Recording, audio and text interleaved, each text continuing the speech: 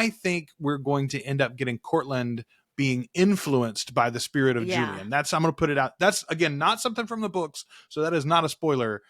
But I'm telling you, I feel like that's what's going to happen here. Poland is the speculation station with us, why don't you? Speculation station. Yeah.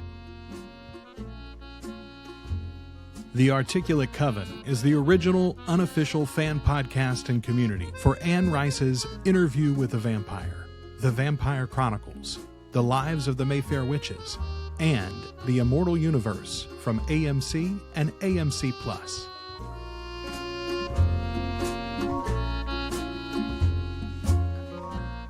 Welcome to the Articulate Coven. We are your hosts. I'm Joel. Ashley. And we are the Articulate Coven. The Articulate Coven is the unofficial fan podcast and community for Anne Rice's Immortal Universe, including not only the Interview with the Vampire TV series, but also the Mayfair Witches TV series, and of course the books and the previous movie adaptations, and a bunch of ancillary nonsense that we decided to include. Yeah, anyway, whatever we want to fucking do these days. How about that? Yeah, I tell you what we're about to do, Ashley. I was looking at our movie night poll so Mayfair Witches is what we're covering right now. We're going to talk about Mayfair Witch season 2, episode 3 tonight. The name of the episode is Cover the Mirrors, which I like that title quite a lot. Anyway, we're going to talk about that right now. This season, when it wraps up, which is an 8-episode season, as we discovered or confirmed last episode, when this season wraps up, we'll have quite a while before the next one airs. So we're going to do a couple of books. We'll do some movie nights in between those book episodes.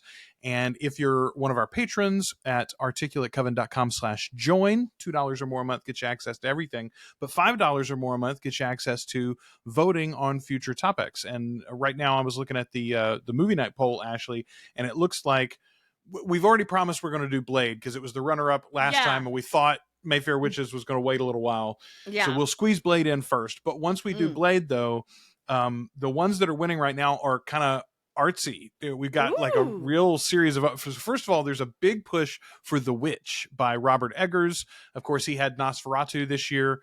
What are your feelings on The Witch? First of all, I assume you have seen it. Definitely seen The Witch. Okay, yeah, good. So the first time I tried to watch The Witch, I was like... I mean, obviously...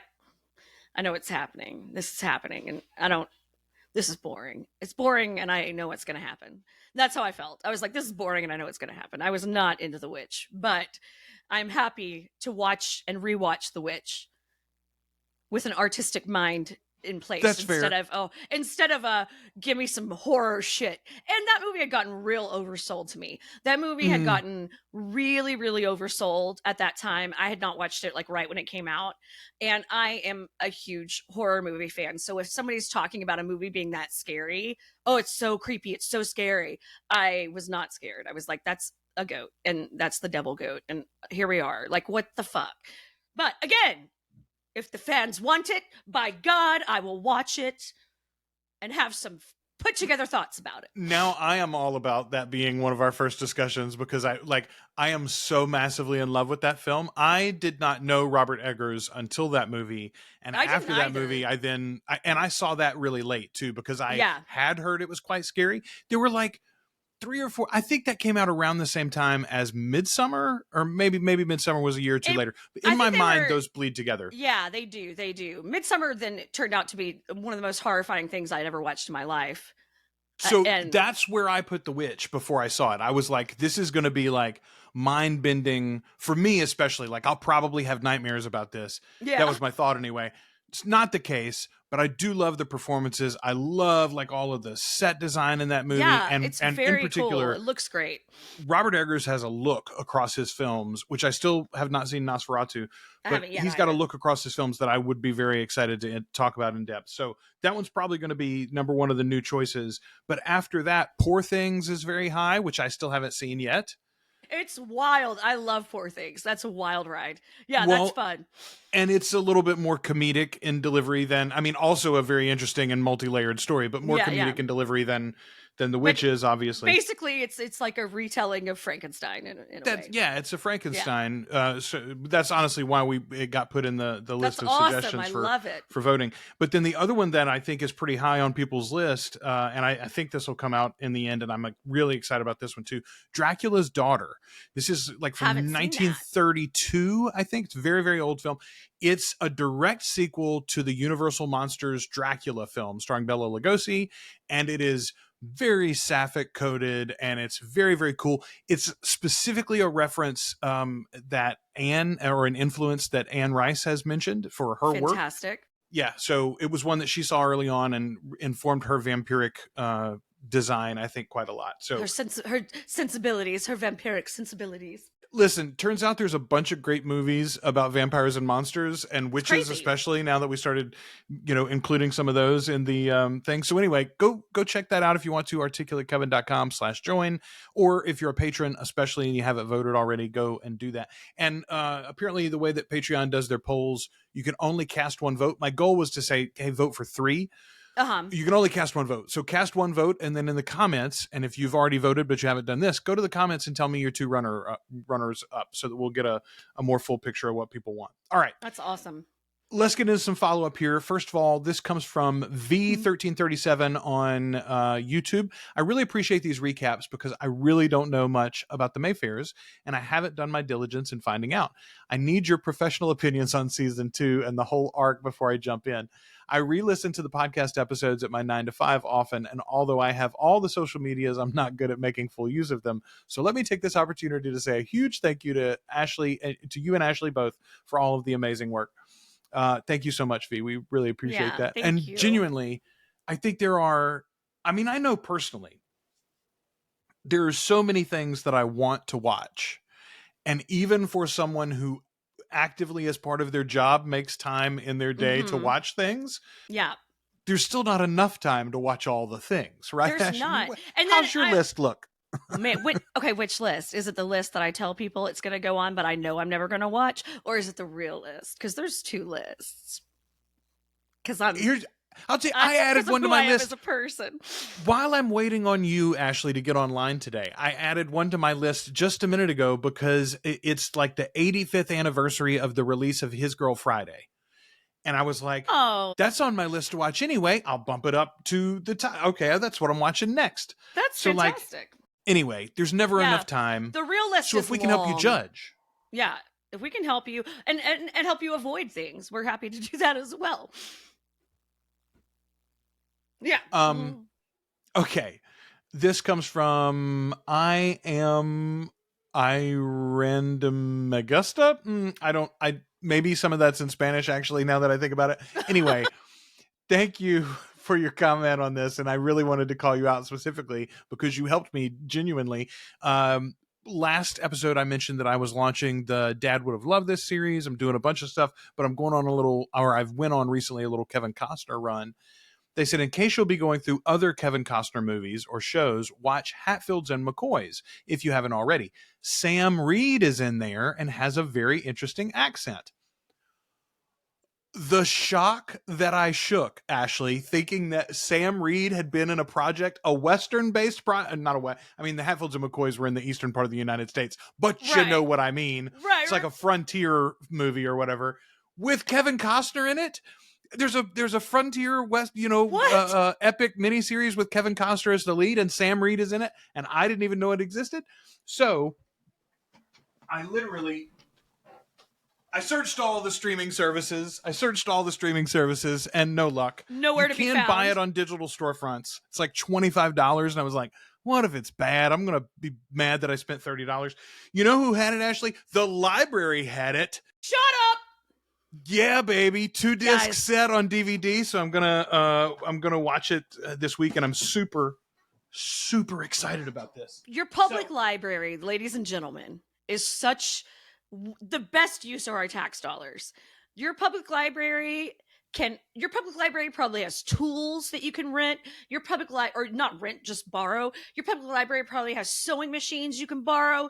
Your public library has ties. Ours has like a section of like ties. You got a job interview you need to go look nice at, you can go get a tie. Like, our public libraries are doing more for our society than almost anything else. Plus, if you're not on the Libby train, using your library card to read to listen to audiobooks or to read ebooks, then you are missing the boat. That is the coolest, freest shit.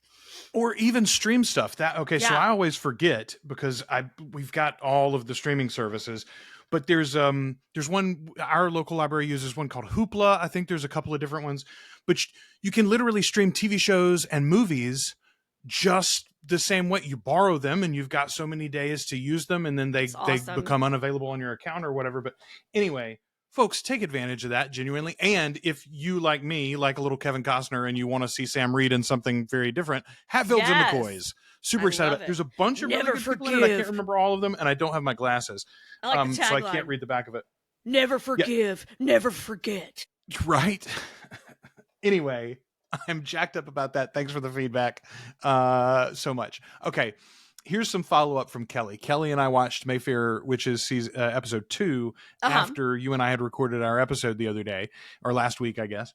And she told me that she understands precisely why I didn't recognize Thora Birch. She saw Thora Birch right away and called it out. She's like, there she is. Look at that. That's Thora Birch. I was like, man, it took us a minute to get her. She said, yeah, I know why you didn't recognize it. And she paused the video for a second, Ashley. Literally every moment that Thora Birch's face is on screen in the opening scene, her very impressive décolletage is also on screen. Were we looking at her boobs? I was blinded by titties, Ashley. Oh my God, was I staring at boobs? Oh, shit. You were too. You were absolutely. Listen, they're magnificent. They're like very impressive. I'll not apologize. But she's probably right. I missed it completely. It wasn't until we were literally recording the podcast episode that I was like, holy shit, that was her? That was done? She's done? She's done and dead? The shock that you shook when I said that was Thora Birch. You were like, that was her? We missed her? I missed her already? She came in. I missed that completely. She's already come and dead. What the hell? Literally. Speaking of the lovely Miss Birch, Jordan781 on YouTube said, non-book reader here, and I absolutely have been confused what was meant by hemorrhaging. And admittedly, I'm an Interview with a Vampire fan, mostly tuning in to support the home team, so maybe I should have been watching more closely. But at first, I assumed we were talking a brain hemorrhage from like psychic force of Lasher's desire or something. Yeah. LMAO. I will say, though, and I thought this was very interesting feedback, Ashley, especially based on my and your reactions last week. I will say, though, I absolutely loved the Cortland and Julian dream sequences. They may have been wildly book inaccurate, but they were compellingly weird and creepy and Freudian, and I was probably more interested in whatever was going on there than I ever have been in this show so far before. Okay. See, so that's what we say. We have said that numerous times. The non-book readers are going to be bigger fans of this show than book readers. Easily. And that is fine. I mean, I'm at the point where I'm like, I'm just going to watch the show and see what happens. Like, I'm not angry anymore. I don't know. We'll get into it. Who knows? Yes. I will say this, just big picture, after this episode in particular, I'm a little less excited about the series than I was even after 3. I feel like is a drop down from 2, not tremendously so, but it is a drop down. I was going to put this feedback a little bit later, but this goes with the Julian comment there. Bookworm 1808 said, I listened to some behind the scenes stuff, and it seems like that scene with Julian was meant to represent trying to satisfy a parent that's never satisfied, and only getting a modicum of approval when you actually sacrifice your flesh and blood for it. In this case, literally and metaphorically. That makes perfect sense. I mean, you and I both said something about, well, I mean, he's consuming the family, or like this is a sign of Julian like literally being a drain and a suck on the family, and in particular on Cortland, which is sort of very different from the novels. And I got to tell you, a lot of the feedback that we got generally from book readers specifically, which I'm assuming most of them have read Lasher more recently than you and I did. Right. But in Lasher specifically, Julian, and I had forgotten this, there is some ghostly and spiritual interaction where Julian is aiding Rowan and Michael and other characters in their fight against Lasher. So this idea of Julian being fully on board for whatever it is that is Lasher's plan here is a big swing from the books. Absolutely. We weren't just imagining that, as my point. It's not just that he's gross, y'all. It's not a vibe. It's the thing. It's the thing of it. Yeah, it is. It's very unsettling. All right, so let's get into the episode proper. We open on Lasher. He's trying to wash off some blood on his shirt in a fountain. And I'm pretty sure he's in City Park here. I wouldn't swear to that. Can we talk about how you shouldn't, probably use fountain water in New Orleans to rinse any part of your body off? Well, the blood on your shirt, I think you're safe, Ashley. Yeah, I think at that point shirt. But don't put your hands in that. Ugh. No. I mean, if you do, you're going to need to take them somewhere else and wash them. There's piss and all kinds of things in that. There's sour milk, we know now, Ashley. Yeah, that asshole's just fucking spitting milk all over the city of New Orleans. Jesus Christ. But Lasher's being watched here. He's being observed, and very quickly, it doesn't stay a mystery very long. No, we get hilarious. Felix, our vampire friend. So if you don't watch Interview with a Vampire, first of all, friend, come on, first season's on Netflix. You got no excuse. Go watch some Interview. But we see yourself this. A favor. Yeah. Treat yourself. If you like this, let me. My God. That going back for just a second to the feedback earlier, just generally, Kelly pointed out though that the Gifford scenes in last episode are a very specific example of how Mayfair is playing to a more mainstream audience than Interview with a Vampire. First of all, the sex scenes were honestly few and far between in season 1 or season 2, even less I think in season 2 than in season 1 of Interview with a Vampire. And when they are there, they tend to be same-sex sex scenes, which again is just a whole lot of folks that'll be comfortable with a little ghostly man-on-woman necking that wouldn't be so comfortable with two naked dude bums. Familiar to your particular situation. Personally, I appreciate it all, but look, listen. We're not kicking anybody out of our coffins. Non-discriminating. We're not kicking anybody out of our coffins, Joel. We're here for the ride. All right, so we met Felix, though. If you don't watch Interview with the Vampire, we met Felix at the end of season 2. He was hanging out with Lestat and helping him in some different ways. You and I both, I think, made the incorrect assumption that he was a fledgling of Lestat's. He is not. I think that's been confirmed by Roland Jones. He wasn't supposed to be. Errand boy. Well, he was kind of like adopted. Yeah, he's like a vampire adrift in the world, and he meets Lestat and hangs on because he hopes he might learn something or gain some power, right? Well, anyway, we met him there. He goes off on his own at the end of his little appearance in Interview with the Vampire, and apparently one of the places he ends up is in City Park looking for snacks. Yeah, that's a good place to find a late night snack for a vampire. He says he's been watching Lasher, and I assumed he was watching Lasher to eat, but I don't think he was, because he tells him, I smelled him from a mile away. Yeah, I think something he's like, I ain't never smelled before. Yeah, what the fuck are you, dude? Like, I'm fascinated. He literally asks him, what are you? Yeah. Yeah. He tells Lasher that Lasher is a new thing with new rules, and if you follow their rules, you'll go crazy. First of all, if you had told me that this was going to be effectively the extent of our Interview with the Vampire crossover, I would have sweated it a lot less all this time, right? Ashley. Yeah. Well, look, listen, it's no secret that we were afraid of some fuckery and some ruination of what has been very carefully crafted over at Interview with the Vampire. But yeah, this was actually just kind of a fun, silly sort of interaction. I enjoyed it. His accent was, everyone's accents are a little fleeting this season. It's a little odd. Like, I'm definitely noticing some. Yeah, I don't know where Felix is from, but he's not from New Orleans. No, I'll tell you that.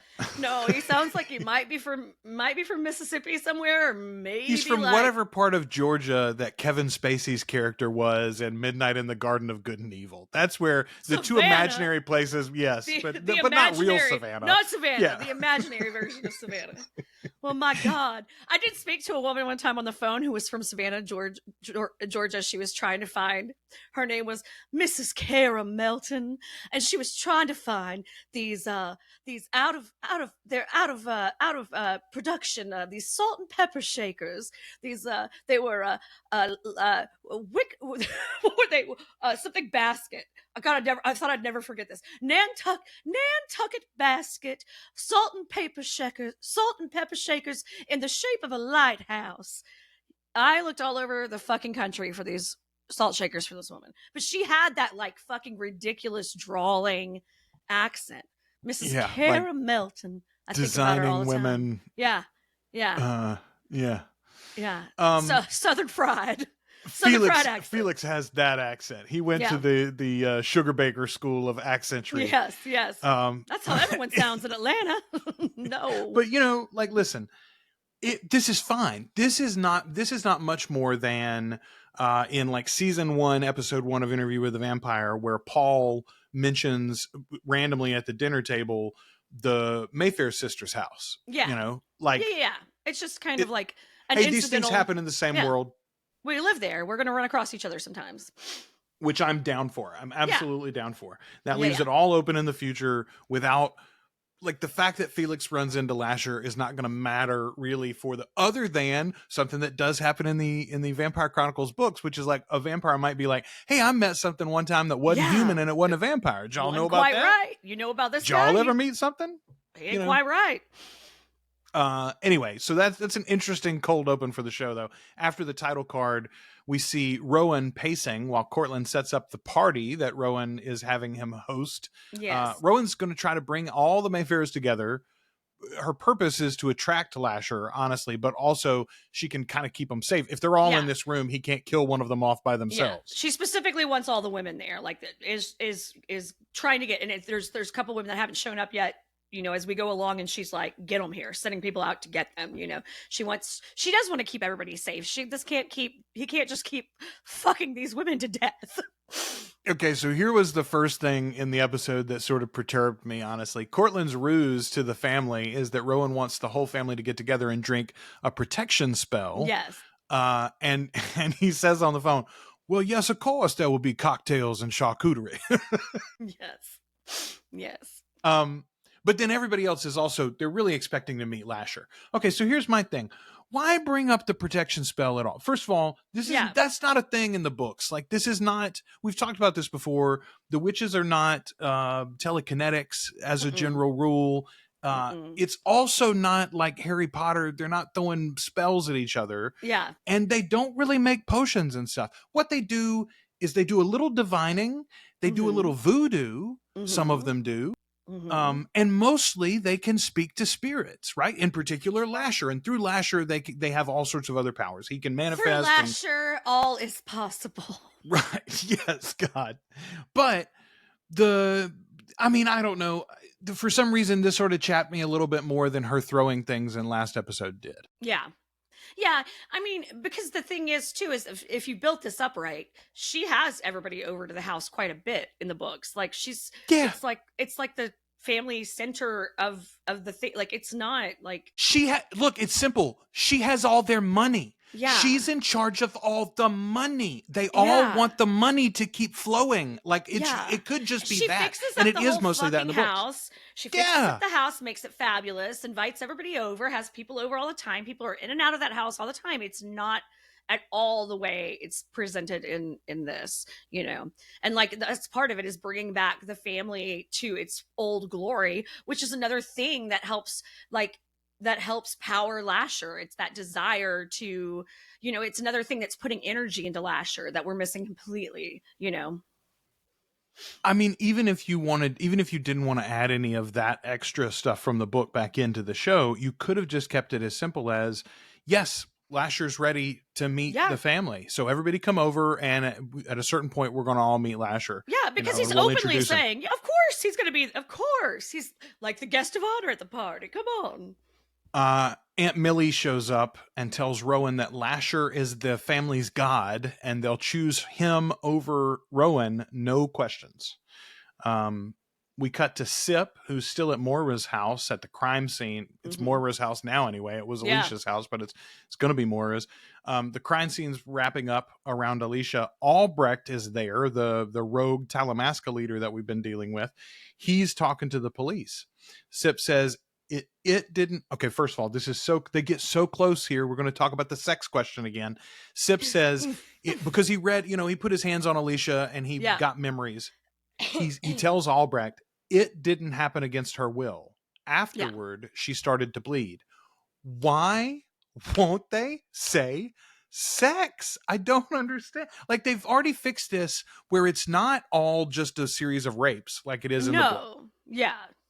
It is, it's like they've made it consensual. So it's really weird that they're being kind of prudish about it.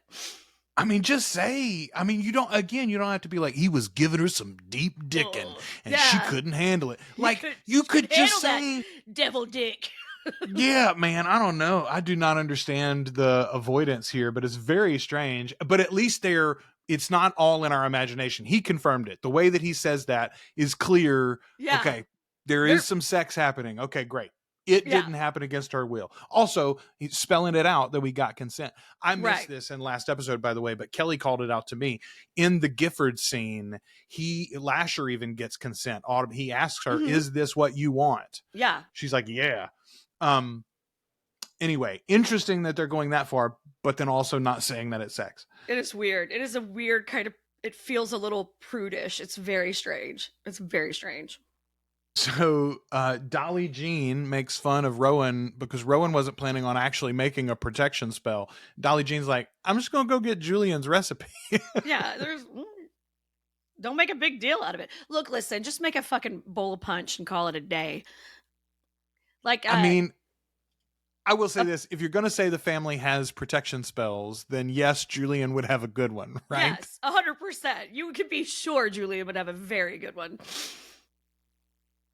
Cortland says he wants to clean up and change. Will they let him go home? And they both are immediately like, no, you can't go home. I've been a dusty bitch in your basement. Oh, they refer to the basement specifically as a basement in this episode as well, which really, really, I was like, so they're not even like pretending like it's like her capturing someone in a thrall. It is a fucking fake basement in New Orleans. Okay.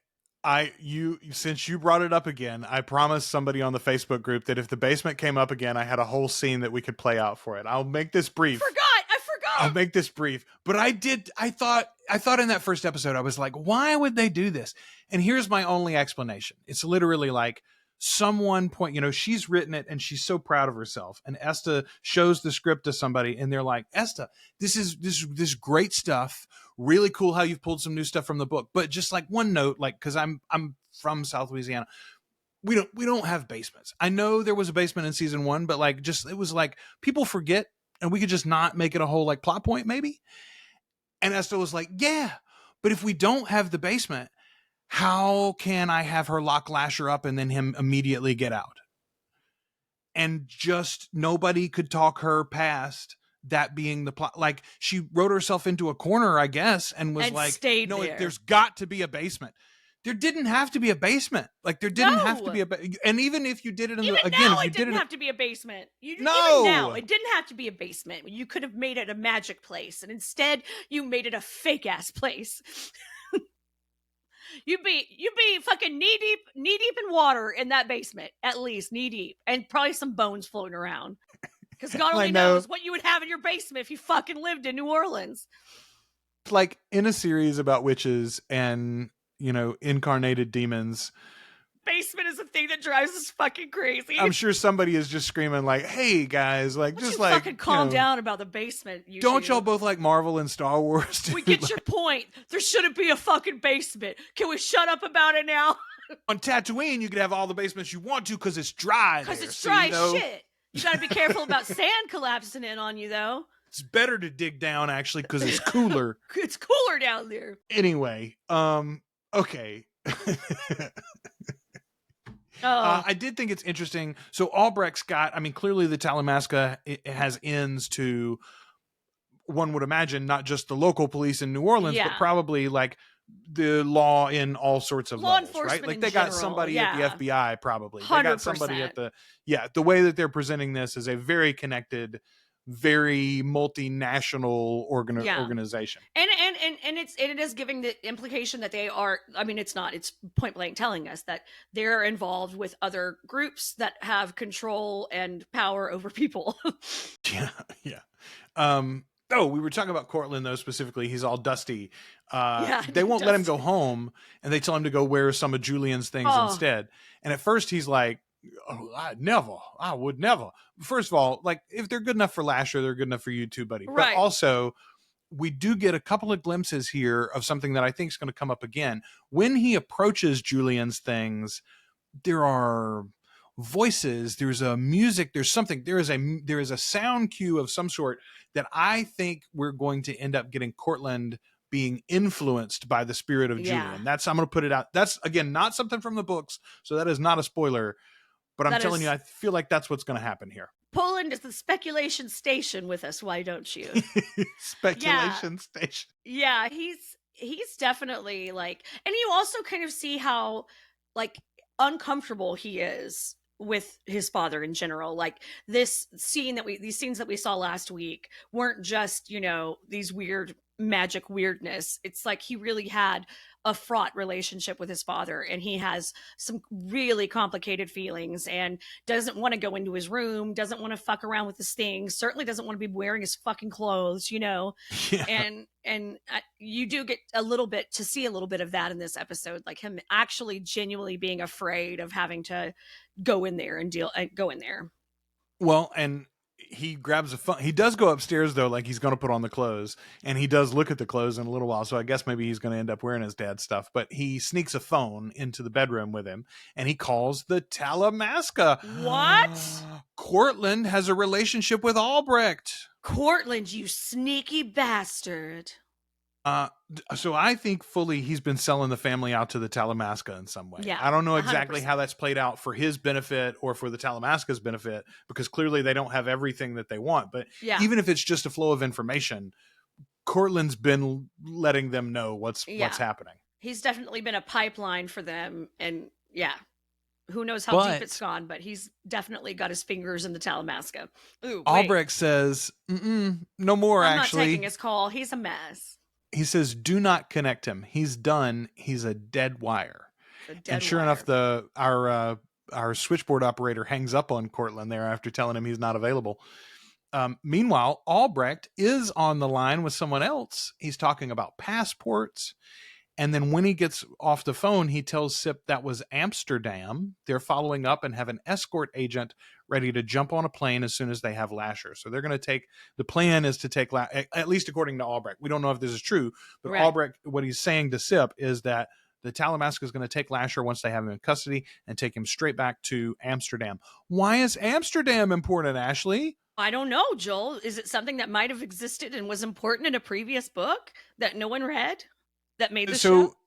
The beauty of Amsterdam is that it is the original mother house of the Talamasca. Yes. It's the central part of this organization. And the founding of the organization, in the books at least, is centered on the Mayfairs. It's one of the reasons why we were so chapped that there's so little of the history of the family in the first season of this series. We got glimpses into the diaries in episode 1 this season, but they haven't come back since then, really. So I wonder if we're going to get to any of this. And I do wonder, in this connected universe, are we going to see that the Mayfairs are directly responsible in so many ways?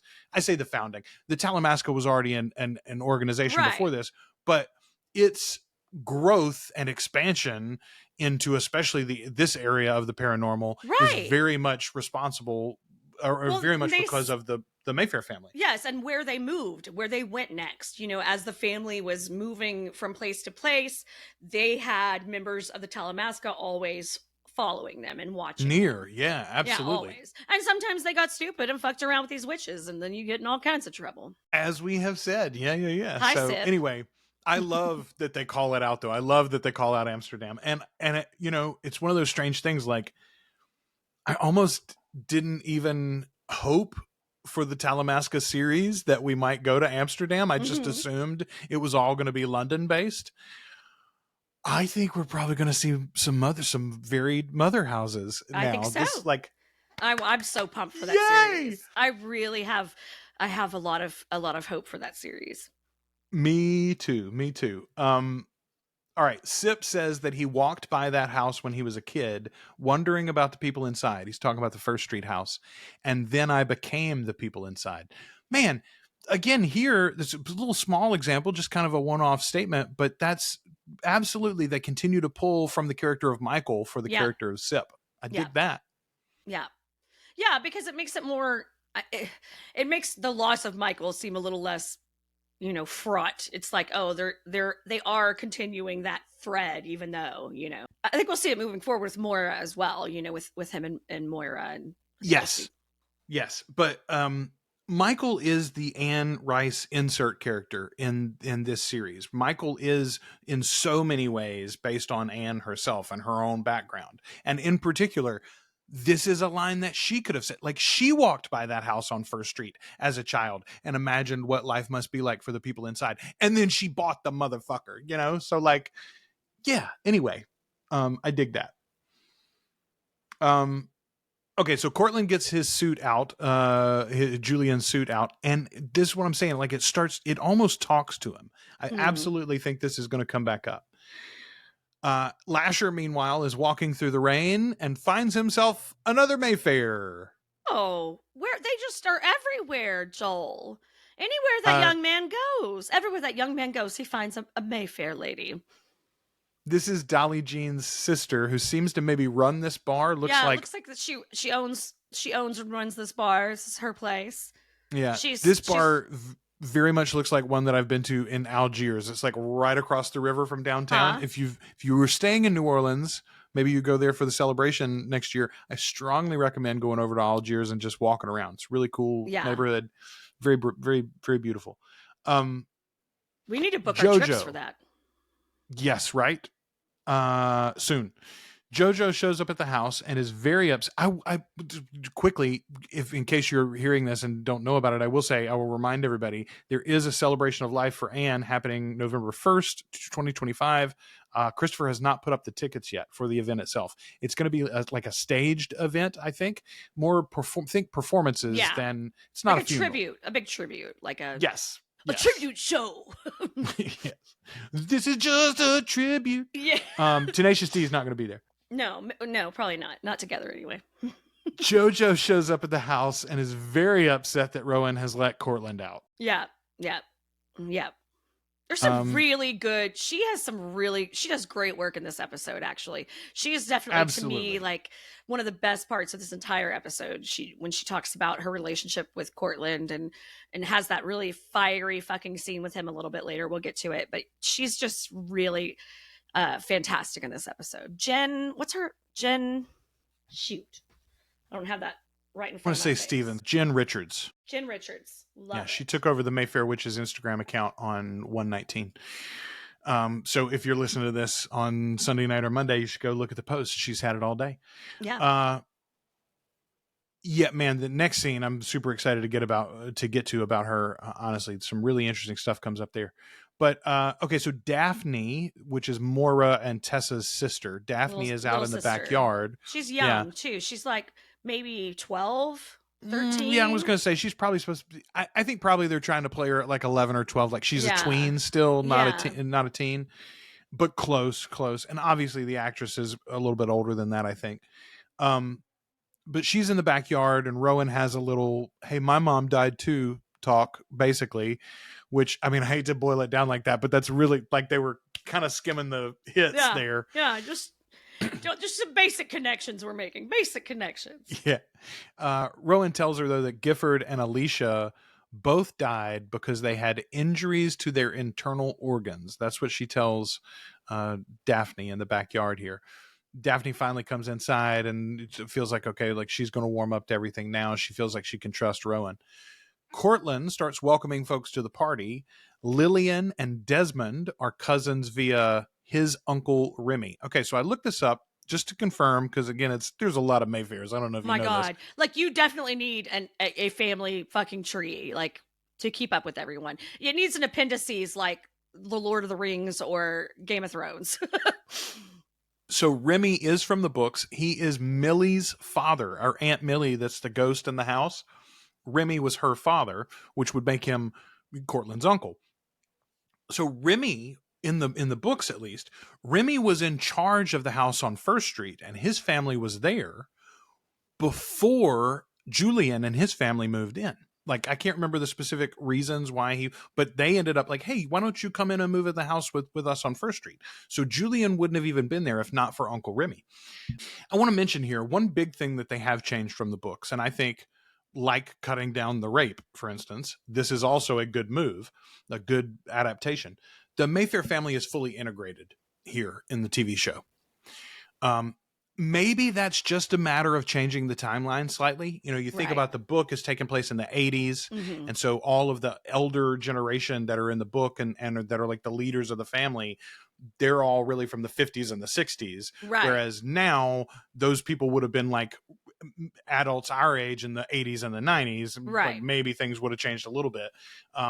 I don't know exactly why they decided to make this change, but I like it. In the books, that is just not the case. It's going to make Merrick's story, when we get to that, quite a bit different, because one of the big things about Merrick is that they had the Mayfair name and they're connected to the family, but like none of the wealth and privilege, right? None of the parties and et cetera, et cetera. Yeah, there's definitely a separation in different branches of the family that are less involved, more involved with, you know, the whole Mayfair thing. But I mean, you know, Mayfairs as a rule would sleep with almost anyone, but they wouldn't really be seen in public with family members that weren't of the same race. Right. And the African American members of the family largely felt that way about the white family. Right. They're like, no, we don't go with them. They fucking crazy. And you're right. Yeah. They fucking crazy. I mean, fair, honestly. But anyway, we've had Dolly Jean already. There've been a handful of, you know, like extras in the big family scenes or whatever. Well, and even Rowan's mother, yeah? Rowan's mother is... Good call. Yeah. She was an adopted member. You know, her Rowan was adopted mother, into the family, but yes. Yeah, good call. Anyway, okay, Ben, let's see. Oh, Ben shows up at the party and is talking to Cortland, or Cortland comes over to talk to him. Ben is Lucy Mayfair's father. Lucy's dad. Oh, he's a heartbreaker, right? Oh. It's super sad the way that he is like, well, of course they've written her off as a party girl kind of thing, you know. Which like, is the way they kind of make her seem like she's this... you don't know she's a Mayfair in that episode when we meet her. We don't know anything like that. We just know that fucking Lasher's being a creepy hair sniffer, you know? And she's out partying. And we know that's a particularly rough stretch of Bourbon Street, which, by the way, I will say this. You and I recorded that first episode where we talked, like we referenced Bourbon Street several times in that episode. We recorded it literally days before the attack happened. Oh, it was awful. And I don't know if we've even mentioned it since then, really. No, Brett and I talked about it on Usher, but on Flanagan, but we haven't really talked about it. It was fucking horrifying. Just unbelievable. I mean, we're not going to get into the specifics of it. You can go look it up if you want to, but it happened on New Year's Day, and it was just like, it's one of those things that you just never imagine happening in New Orleans in particular. And it's like a series of strange events with like city planning and the Super Bowl's coming and all that to even allow it to happen. It shouldn't have happened on so many levels. And then the thing is that there's only, if you chose to do that, you could only go probably a block, you know, like a block or maybe before you're going to hit some barriers. It's just awful. Like that person committed that crime in a place that was the only spot on that street you could have done that. It's just so fucking horrifying. And the fact that in retrospect, it seems like that was like his kind of emergency plan B when what he had intended to happen was explosives, and that didn't work like he wanted it to. So, you know, he fell back on this anyway. God, I don't know about you, but like I had so many people reached out to us worried that we were in New Orleans on New Year's, because we frequently are. And so we were like, no, we're okay. And we usually hang out on the other end of Bourbon over by Lafitte's. We're over in Boys Town. We're in the gay end of Bourbon Street, not the canal end of Bourbon Street. You have to like explain where I party when I'm there. To be fair, no one asked me if I was on Bourbon Street on New Year's Eve at 3 a.m. And it's because they all know I got 4 kids. Everybody knew. Yeah, you were in bed for sure. They're like, Joel didn't make it to midnight. Well, this sounds like some real Brett and Ashley bullshit, though. Let's check in on them. But genuinely, I'm so Yeah. sad for our city. Aw. New Orleans is absolutely one of our favorite places in the world, and so many lives lost, and then other lives impacted with a tremendous amount of injuries, and we're very sad Just about that. an And just in case you heard that episode and you're like, why the fuck these people making jokes? It hadn't happened It when we hadn't made the happened jokes. yet. I It hadn't promise. happened, I swear. Yeah. Oh, Anyway, yeah, 'cause we love we- New Orleans for sure, and we're very, very excited to be there with a bunch of you, hopefully, for that celebration of life a God. little bit later on. I can't. I hope we're able to make all that happen. I'm so excited about the idea. Well, I mean, listen, even if the tickets are incredibly expensive or the venue is very small for that actual performance, like, we can still all be together if that's what we decide to do. I say all of us. Absolutely. Many of us can come together Yeah. and we can have some wonderful drinks and go do some. There's so much to do in New Orleans Oh. that's free, just walking around. God. Right? Oh my So God. even that, and just like, let's walking go be around there the together. city is so much. Yeah. Like when people are like, what do? You go to New Orleans all the time. What are your favorite things to do? I'm like, my favorite thing to do is to either park my ass out on my balcony in my hotel room and just watch this gorgeous city go by. And I like to just walk around. I walk around and I drop into places and I get a Yes. drink and I hang out there for a while. And then I walk to another spot and then I sit down and I have a drink and maybe a snack and I talk to people. It's so fun. It's very similar to what I do at Walt Disney World, honestly. I'm not a Yeah. roller coaster guy, y'all. I don't wait in that many lines. I mostly am there Yeah. for the vibes and the food. Thank you very Exactly. much. God, it's so good. Anyway, we'll get back to All the right. work at hand, but we do Yes. love New Orleans.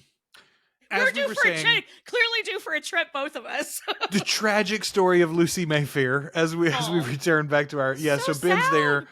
It's weird though. Cortland comes over like he's gonna massage it or work on that or something, and then is immediately distracted because he hears very loud opera music coming from the phonograph, which Yeah. no one else is responding to. Yeah, Again, that's old Julian in his Victrola. a little pin in that. Yeah, Rowan comes over and introduces herself to Ben as well, and then freaks out trying to keep the secret of what happened to Lucy. So because he's like, Lucy was so excited to meet you. She wants to be a doctor too. She's really smart. She's going to med school. She's working so hard. You'd be so proud of her. Blah da da da da. And Rowan's like, I'm gonna throw up in the bathroom. I sunk her into the bayou. Actually, I dropped her right into the bayou and had to wash my clothes afterwards.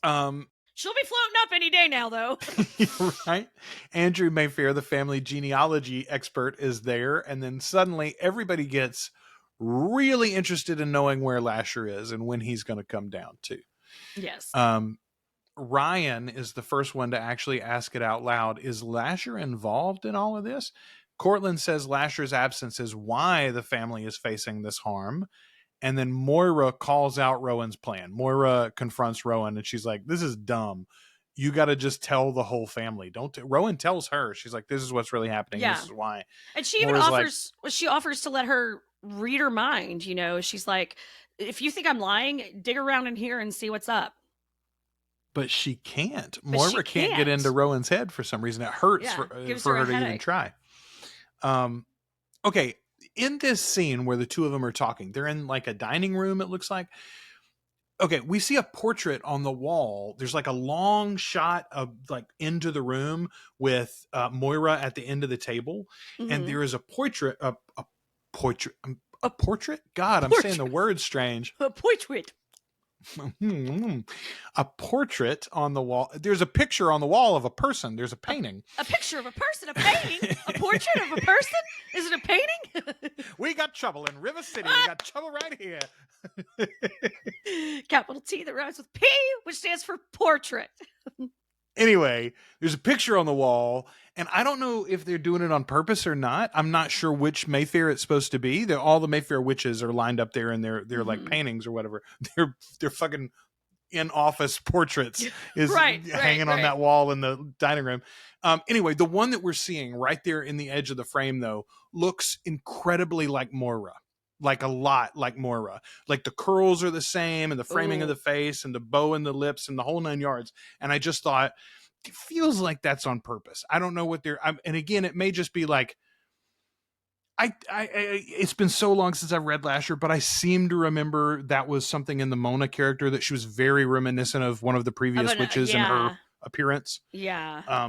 They talk about Rowan looks so much like not Deidre, but one of the others, which I can't remember either. But anyway, I think that is a common thing. I think that's something that was done on purpose here in that moment. I was like, good framing too. This show, all of the clumsiness that it has, so little of it is in the director's chair. I'll just say that. Like, that's very true. God, that's a really good point. And it's on some of these actors are clearly working their asses off and giving really great performances. You can only say what's on the page. Like this is not who's the guy who does all the comedy movies, the 40-Year-Old Virgin and can't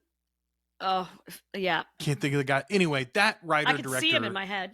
Does these like, hey, let's just go 3.5 hours and you tell all the jokes you have, and I'll film it all and we'll put it together. And that's not the way you shoot a TV series. That's definitely not the way this series is being shot. So like, again, I think somebody said Lasher was a disappointment as a casting, that Jack Houston, they like Houston, they just don't like him in this role. Yeah. And I continue to think he could have been an amazing Lasher. Maybe he could be. I still like him. I don't, it's not They're just not giving him anything. And I really am trying to give the show a little bit of grace this season and try to not be an active vigilant hate watcher like I was last season.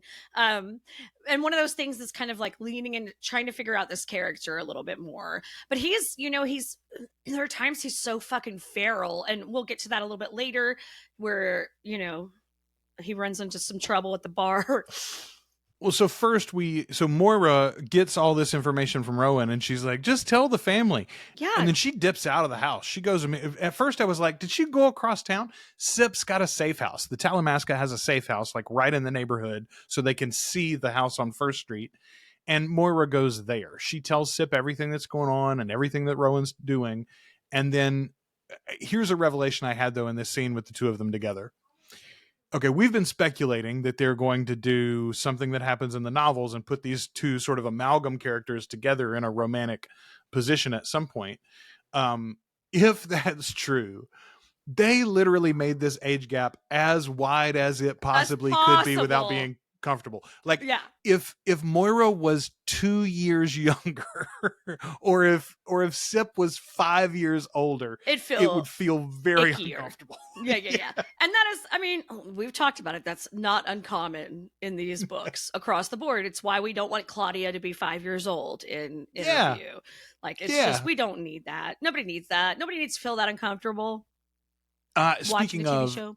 Somebody mentioned this on Instagram after the first episode. They said, hey, I love your show. Please be careful about spoilers for non-book readers. And I was like, man, hey, thanks for the feedback, first of all. And mea culpa. I feel like we do a pretty good job, though, of walking that line. Like, we reference things for context in the books, honestly, because I feel like a lot of TV watchers are lost in the complexities if you don't have some frame of reference for what they're angling at here. Or, hey, why are you all so excited? It's like you come out of that first Avengers movie and everybody that's not a comic book reader goes, who's the purple dude at the end of the thing? And you're exactly. Like, he's Space Devil, effectively, and he's going to fuck us up for the next 10 years. It's going to be awesome. Let me tell you everything about Thanos. He's in love with death, man. Anyway. Yeah, I was the person that was like, who's the purple dude? What's up with that? I was that person. So I get it. We work hard to give the context. What we do also work hard to do is to not spoil big moments in the books, right? Yeah. So like even in Interview with the Vampire, season 1, we assume that that Lestat's not supposed to be in season 2 very much for various reasons, right? But we don't talk about the specifics of how that's going to happen or how often it comes up until it comes up in the show, right? Same thing here. What got referenced specifically, Ashley, is like maybe we tread too far in that first episode was the discussions of the connections of Michael and Mona and Moira and Sip in the TV show. Yeah. And we did hint that it's romantic. We don't talk about the exacts of how that comes about. And I do think that's because if you're not a book reader, I think you ought to be looking at that relationship and going, are they trying to do something there? Are they hinting at something there? For me, it's like, we've been reading these books for 30 plus years. It is so hard to forget what you know, like it is, I can't describe to you how hard it is to forget, to like try to forget what you know, to not spoil things. So sometimes things literally just like I didn't even think of that as a spoiler, but you're totally right. I mean, but something's just fallen out of our mouths because we've been thinking about it for 30 fucking years, Yeah, absolutely. But do know, first of all, thank you for the feedback, genuinely. Yes. And we had a good conversation in the comments on that one. They were like, really, you're fine. Honestly, I was a little chapped about this one thing in the moment. And probably the books have been around for a while. I should have just read them, I guess, already, I think was how it ended up. But no, we are conscious of it. And we do try to walk the line, giving you enough, but not too much. The one thing that we could do, I suppose, is try to maybe separate things out and do a spoiler section. But just as Ashley said there, it's often hard to just, how do we keep our mouths shut as we're talking about it's just hard. It's hard. But we do try and keep us honest. Thank you always for that kind of feedback. Like we need to be reminded of that. So sometimes we get overexcited and we got to pump our brakes a little bit because we get that's what I said in the comments was like, hey, you saying this and me and Ashley talking about it on the next episode probably will mean that we'll be way better at it for 4 or 5 episodes before we start to forget again. Yeah, we will. Anyway. We'll definitely fuck it up. And it's probably worse. We're probably worse about it in interview and on the vampire show too, because we just, there's so many more of those books and we are both so passionate about all those characters. It just, but keeping us honest is very important. We need that. Well, and I'll say too, it's maybe even more important in the interview with the vampire series because they are hewing so close to the novels, whereas this is like clearly they're telling their own tale. Yeah. With some of the themes and names reused, Some of the themes and names are different as well. To protect, have been changed to protect the innocent. Okay, we find out here, and I think this is Dolly Jean that says it. Things happened between them, meaning Evelyn, her sister that's running this bar, and Cortland, and Evelyn won't be in the same room with Cortland. So that's why she's been ignoring the phone calls all episode and isn't coming in and is going to end up having an interaction with Lasher that she doesn't want here. I will say, I think it is absolutely accurate to the world that the 3 white women that he came into contact with all fell immediately for him. Yeah, and the black woman was like, I'm not dealing with this milk drinking idiot. You fuck right off. Also, I told you last episode, if he drank the milk before the sex, there would be no sex. Milk's a weirdo, man. Oh my God, you're totally right, Joel. You fucking called it a mile away. Telling you. Lactose intolerant. Yeah, no, first of all, I am going to really, really think twice about the creep sitting at the bar who orders 2 tall, cold glasses of milk. Well, especially the way he does it. 2 tall, cold glasses of milk, please. Yeah. The last thing I want when I'm hot in New Orleans is what? A glass of milk. I don't even want to drink a fucking daiquiri I don't want to mudslide. I mean, even at breakfast, it's orange juice. It's not milk. Oh God, no! Milk and New Orleans just do not go together for me. Okay, so JoJo and Cortland are having it out here again. This scene is JoJo, hot. I love it. It's so good. But Ashley, this is something that I literally I don't think we've talked about this at all on the show. I had not conceived of it. JoJo tells Cortland that his approval of her transition wasn't just love, but it was a power grab on Cortland's part. You wanted a daughter. In this family, daughters are more powerful. And Ashley, I had not even thought about it. Why haven't we talked about this before? Never fucking occurred to me. I am just excited to see this character and this representation. And I am pumped that the actress is incredibly talented as well. Like everything about JoJo pleases me. This had not even occurred to me, and she's 100% right. She is so angry at him because something that in any other situation, you're transitioning and your parent is supportive and is like, absolutely, I'm behind you 100%. I'm so proud of you for figuring out who you really are and living an authentic life. And instead, underneath all of that is this fucking simmering idea that I've got a daughter that might be the witch. Finally, I've got a daughter. Yeah. How cold. And I really can't believe that we hadn't imagined this. I will say, like, in the novels, Cortland's kids are pretty boring. Like, honestly, other than the historical family and a couple of members like Pierce and a couple of members of like the law firm, basically, the family members don't matter. They're all just like rich sycophants on the outside at parties, you know? Well, and their thing is just to keep the money flowing, keep the family going, keep everything copacetic, you know, like, and they're not, like we've discussed, they are not Lasher lusty in the book at all. Like, most of them don't even know about Lasher. Most of them don't even know he exists. And so, well, very specifically in the book, no one uses his name. Yeah. He's the man. The man. Yeah. Everybody just talks about the Lasher, man that we sometimes see at the house. And then for this, it's all Lasher. They know exactly who he is. They know his name. They know what he's up to. Like, they have a lot of knowledge of him in this series, which does change that dynamic completely. This idea of making JoJo's gender swap and then specifically making it a transition for the character, like that, they hadn't actually confirmed that the character is trans as well as the actor, right? So, but to do this and make it part of the story, again, I think, like, okay, this is, you and I don't buy into any of the fan nonsense that you hear online about, like, oh, go woke, go broke, or whatever. And none of our listeners really do, because all the ones that did got mad at us about Interview with the Vampire 2 years ago and left. So they're like, well, but they gender swap or they race swapped Louis, and I'm like, fuck, we're like, right, go off fuck with yourself. That. We're like, go fuck yourself. The vampires weren't gay in the book. I'm like, they were always gay. Anyway,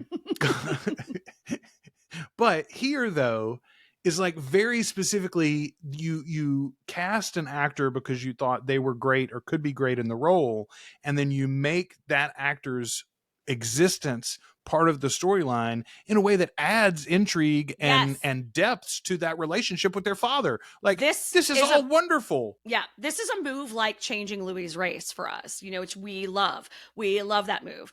That's what this is. This is giving this relationship too, in particular between JoJo and Cortland, so much more importance. Like, we've not really, like, Cortland's been a cartoon fucking character for a lot of this. Like, he's bit over the top and goddamn ridiculous. And this is taking him down to a very human level. And then calling out even some of his, what seems to be good behavior is still fucking steeped in his desire for power.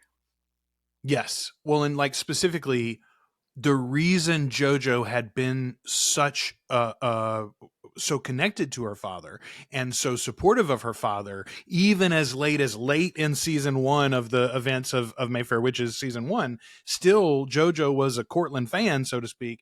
It was mostly because when nobody else would have stood up for me, probably, or so many people in our surroundings and this environment wouldn't have stood up for me, Dad did.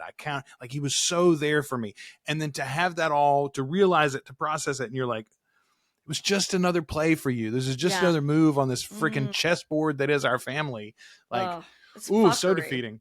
Yeah. Very, very cool. And again, I think we'll see this play out, but also it is pointing back to and reminding us that in this series and in this universe, feminine power is it, man. Yeah, like, it is. The only swinging dicks that matter at all are Julian's and Lasher's, and Julian is so scummy. His isn't going to matter as much. Julian's got a ghost dick, and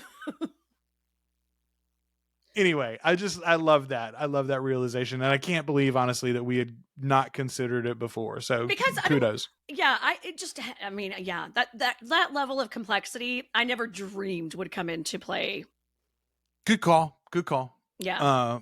So Rowan locks Cortland into his father's room here upstairs because she's like, I've got to get everybody here, and it turns out they won't come because of you, asshole. Because you suck.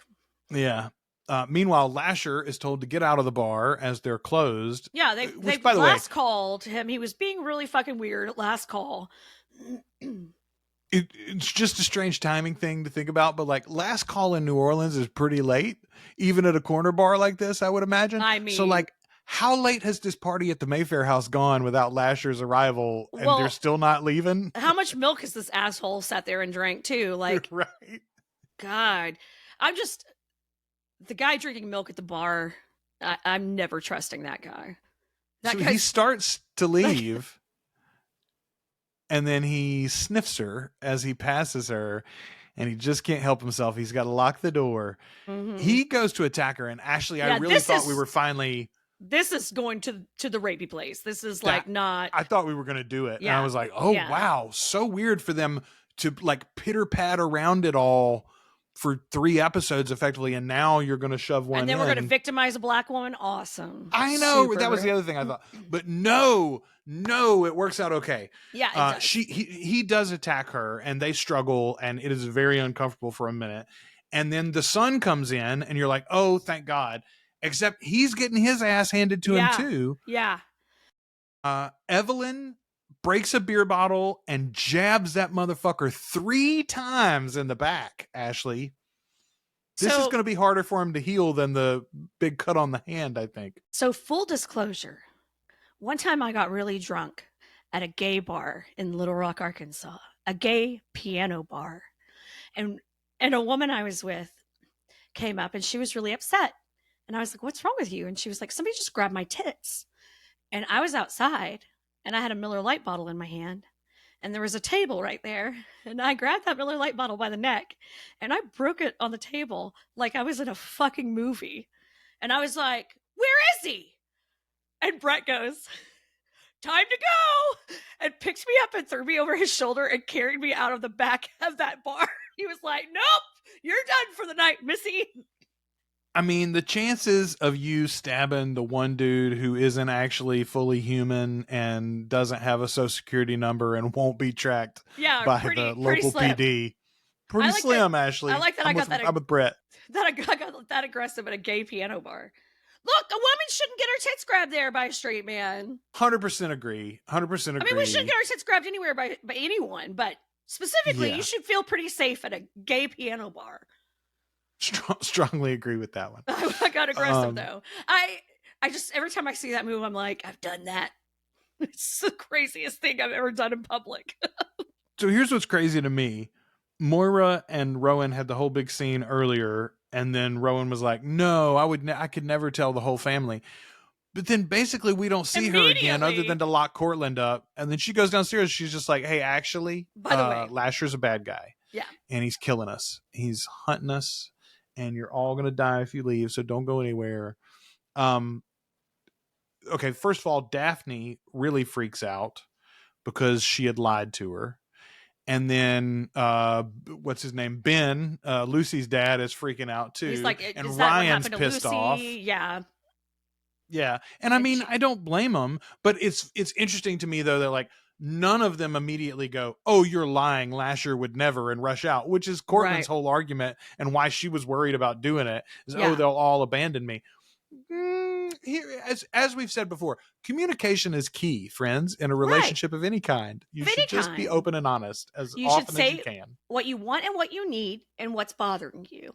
Say what you mean and mean what you say. Okay, so Daphne's trying to leave. And Rowan says, stop her, Jojo. And as they get right to the door, this was crazy. Rowan makes them blink out of existence effectively. Yeah, okay, says, so we're told, don't leave. What does she say? Don't leave. She says something she says, really you can't specific. leave, I think. Yeah. Maybe it's don't leave. But I think she said you can't leave. You can't leave, yeah. Anyway, we hear what we're told is that Rowan has put them into a thrall. So this was mentioned earlier that she was going to put Cortland into one. Oh no, she's planning on putting Lasher into one. Yes, yeah, because Lasher had put her into a thrall when he had her like locked in the house, and the days were going by, and she didn't know it in season 1. That's what they're saying that is. So effectively, what she did to Cortland, except without the statue. That's the idea. Right. It's like Cortland was in a mind palace and kind of locked in the house. That's where Daphne and Jojo are, at least theoretically. And that's where she was planning to put Lasher too. It was a cool effect. I thought it looked really good. I was like, yeah, it looked okay. Again, this is like so invented for the show. And I don't understand exactly why they need to keep doing this sort of stuff. I mean, again, it feels like the imaginary basement. It's like, they had all the pieces in a certain place and they were like, well, there's no other thing that I can do in this plot except I've already decided that this is it. Well, I and mean, I think part of it is she's surprised too that her pal, and that's how she knows Lasher's out there, is because like good she call. doesn't intend to do any of that. That's not the intention. Her intention is to close that door and make them stay.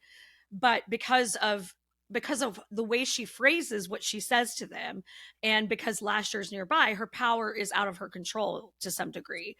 So boom, that's why that happens. And I think that's probably the only reason why they made that choice, was to show Lasher's proximity.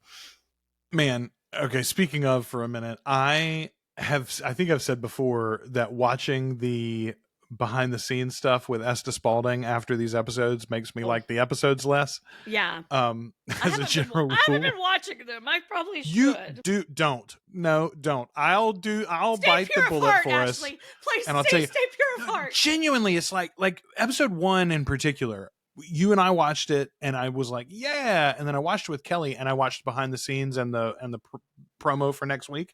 And I was like, that episode was fine, I guess. And I'm like, I liked this episode a minute ago. And the same thing happened for episode 2 as well. Esta Spalding's description of it brought it down in my estimation somehow. The same thing happened, though, Ashley, with episode 2, reading the feedback on Facebook, where several people were really bummed out by the fact that Rowan held her hand out to feel Lasher's proximity the whole time. Like she's it's like a divining rod. A dowsing rod is what I kept thinking about. Like literally, like I'm looking for water. Yeah. Anyway, I had not minded that at all on first viewing. I read everybody's feedback about it. And then I watched the episode with Kelly. And about the third time that she does this, I was like, this is one of the stupidest things that I've ever seen on film. So no more feedback from you people. No, not really. But I'm just going to stop paying attention to it, I think, honestly. Oh, man. It's bringing it down for me. Yeah, I have missed the behind the scenes. You're not missing anything, Bob. Don't even worry about it. Stay pure of heart, Ashley. So Lasher is outside, as you said, though, and Rowan can feel him. So she rushes out to confront him. He is clearly hurt. I do wonder exactly, like, we haven't really watched him heal, but he's been injured several times and then seemingly okay again. Yeah. So I think his healing is advanced, but he's been stabbed multiple times in the back with a dirty bottle. With the broken bottle, which we know is a very good weapon. Yeah. Yeah. It's a problem is what I'm saying. And he wants to get to Rowan. He wants to get back in the house. He feels like he can be safe with Rowan there. But Moira rushes out and yells, "Do it!" Meaning kill Lasher. You said you were going to kill Lasher. Here he is. He's clearly wounded. And kill that dude. Now's a good time to do it. She was going to, maybe. She like steps forward and she's going to do something. But Sip steps up. She sees him and jumps in front of him. And instead of doing something deadly, he's just spraying the sleeping gas that they've used already in the show on Sip previously. Rowan takes all of that straight to the face. But the Talamasca still grab Lasher since he is injured and cart him away into their cars. Ashley, as our episode ends and Rowan fades into Sleepy Town. Weird ending to this one. Let him have him. I say let him have him. I mean, it does solve the witches problem, right? He ain't gonna be killing any witches. To fucking Amsterdam, and let's call this a day. I mean, as far as we know, there are no Mayfairs in Amsterdam anymore. So they left. We think. Who's he gonna screw over there? Nobody. Yeah, nobody. Who's here is he gonna sniff? I mean, I do wonder. Okay, so Sip doesn't go with the Talamasca that takes him away. So what's the fallout going to be between Rowan and Cyprian? You imagine there will be some. Yeah. Also, my guess is now that Lark is brought in by Rowan to help her try to track him. Like whatever they know about the DNA of it all, maybe that's going to be part of their thing to try to follow this up on. I do wonder, is he actually going to Amsterdam? Are we going to go to Amsterdam with Lasher? Yeah, or is Albrecht lying about where he was taking him? Because we already know that he's gone a bit rogue. Right. Is he just taking him to him like a black center somewhere? Is he taking him to another basement in New Orleans, Joel? Aha! She'll never find this basement. Yeah, I don't know. I felt like this one started better than it ended. It kind of petered off for me. It's like, I felt like this was a bit of a filler episode. We're almost halfway through the season here. This is one of those episodes that felt like one of the things that we just, it's here to move us along. There's a few interesting things that happen. Yeah, it wasn't my favorite so far of the season, but it's taken us down the road, I guess. It will be interesting to me if the major way that we get Ted Levine in the modern day episodes is just Harry Hamlin doing a Ted Levine impression. That will be fascinating to me if that does play out, if he ends up being possessed. Harry Hamlin's one, his accent came and went a few times this episode, and I was like, he was so committed to that in the first season. Why? Where'd that drawl go? Get that man a snake. He needs some inspiration. Who knows how long him and Ted filmed with Ted using every accent in the book. The book, Harry just got, except confused. for French. Confused. Listen, when in doubt, if you're going to do a show that's set in New Orleans and you're supposed to be from that area, maybe just put a little French on it and you can call it a day. Like, that's fine. That'll work. Might judge, but most people won't. Yeah. Anyway, pick one. I hope he does. I was super bummed that there wasn't any Julian follow-up this episode, except for the little hints. I was too. But I do, because of the stinger on episode 2, and then the fact that every time he touches his stuff this week we got the sound effects and stuff. That's my guess, is that'll be the conduit through which we get more Julian. I agree. I'm kind of glad I got a break, because there was just something horrible, and all I could see was Denethor from maybe he took a shower this week. Whew. So I'm very I was kind of glad to have a little step away from Buffalo Bill, or Buffalo Julian. Julian Bill. Buffalo I don't Mayfair. know. Buffalo Mayfair. Buffalo Mayfair. There you go. You go. That's it. All right. Sorry, it's going to end on a little bit of a downer note this week. We didn't love this one. I didn't love this one. We didn't love this one. I'm hopeful though still that we're headed in interesting places, and I do think that there are a couple of interesting additions in this episode that give us a little hope. The JoJo of it all, and like I said, the hint at what's maybe going to come between Moreira and Cyprian. I will say this. I do feel like we went into the first season of Mayfair with some hope and some hope that it was going to be a really awesome series. And we watched the first 3 or so episodes with a lot of hope. And then probably by episode 4 or 5, the hate watching had commenced. And I don't remember which episode it was that we announced that it is full on hate watching now. I just am starting to get worried that we're going to follow that same pattern with the season, but fingers crossed. I will tell you this, what's the song? God, Michael McDonald. Oh, I keep forgetting we're not in love anymore. Yeah, I keep forgetting this isn't that other show. There's that one show that we love that's like transcendent television. Yeah, one of the best things that's ever happened to us as a fandom. And then there's this show, and then we have this, which is fine. It's fine. It's fine. It's fine. We spend so much time saying that it's fine. It's fine. Everything's fine. We're fine. We're all safe. It's fine. Let me tell you some stuff that is more than fine. Okay. Ashley and Brett this week are wrapping up for you Fall of the House of Usher on our sister podcast, Flan Again. The final episode of that one goes some crazy places. Woo! So satisfying, the conclusion of that series. It's my favorite episode of the series. Too. I love it. I agree. And there are several really good ones, standout episodes. The interesting thing is that they are able to make such a cohesive whole, and yet also have every episode really be a satisfying self-contained story in its own right. Other than, maybe the first one wouldn't be satisfying all on its own, but it's even it's a great series. It's great. I love it. We've had so much fun. So we're looking forward to wrapping it up. Yeah, and so Flanagan will take a few weeks off, but when we come back, Ashley and I are going to do a few movies in a row before we tackle our next series. I'm so You're excited. about to get to vote, by the way. Our patrons are anyway, on the next series that we'll cover for Flanagan. But the movie nights, it's pretty much a shoe-in, Ashley. Everybody wants us to cover Gerald's Game.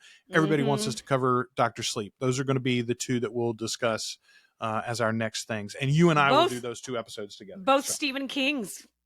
Yeah, Stephen King adaptations, which is cool. We've done Salem's Lot. We've talked a lot about King in this series and in Flanagan, but that'll be our first actual, I'm excited. Adaptations to talk about from Flanagan. So I'm excited about that too. Gerald's Game remains the scariest book I've ever read in my life.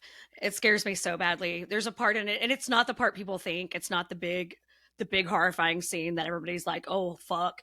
There's another part in that book that scared me so bad. I was reading it in college in my dorm room, and I had to get up and turn on every light in the room, and I had to turn on Tommy Boy to like get the taste out of my mouth. It just scared the ever-loving shit out of me. Well, now I can't wait to talk about that. I know. Tell me what terrifies you, Ashley. Yes, relive your horrors. What scares you the most? All right. So all of that's happening, and we've also got videos up on our YouTube channel right now of what you missed in season 2 of Interview with the Vampire. Here's a little teaser for those. Even if you've seen that show enough that you don't feel like my videos have anything to offer, when I finish those for season 2 of Interview with the Vampire, my next little series like that is going to be me going through the Newsreader starring Sam Reed. Ooh, I have not started it yet. I haven't either, specifically because I wanted to do it from go and I wanted to make some videos about it. So I'm going to wait until I finish season 2 of Interview with the Vampire, those What You Missed episodes. I do 5 facts and then a Lanyap fact for each one. But I'm going to do a similar setup where I pick like 2 or 3 key things to talk about, mostly focusing on our beloved Sam Reed in that Newsreader series. Everybody that's watched it, though, loves it. A lot of good feedback on that series and the show, so I'll let you know. And sooner rather than later, you can hear about Sam's terrible accent and Hatfields and McCoys as well over on Dad Would Have Loved This. So I can't wait. That's what we're doing. Until then, go and watch episode 4 of Mayfair Witches and come back and join us next week. We'll be talking about it then. We will. Amen. Until then, we have been your hosts. I'm Joel. I'm Ashley. And we are the Articulate Coven.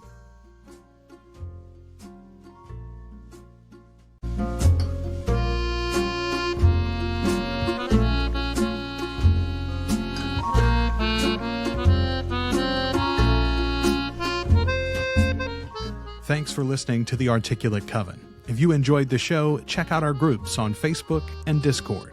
Subscribe to the channel on YouTube, or find us at articulatecoven.com and wherever you listen to podcasts.